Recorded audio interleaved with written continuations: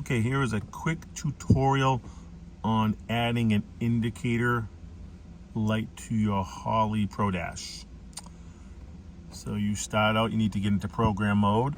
So menu, customize, click OK.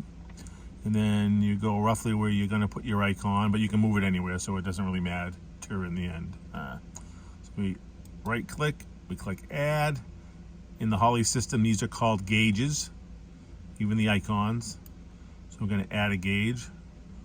We scroll down to find the one we're looking for. In this case, it's e-brake. Click OK. It allows you to select how it's displayed. In this case, we're going to do symbol. It'd be symbol or status LED. It would flash with just an LED. But we want to do a symbol. So we click OK, and then it shows up here. It's e-brake, but we want to change that text to an icon. So we go to customize now.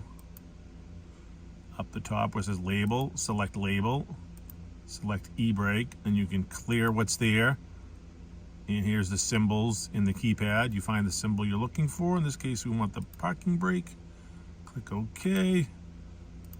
I've made all my symbols 50, the font size 50. Click OK, and bam, there is your e-brake. So click OK there, and then you can move it under the move function. And Holley gives you these little lines so you can kind of make everything line up across. And that is it. From here we go to click save,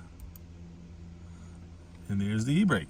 So I shut it off, on, directionals,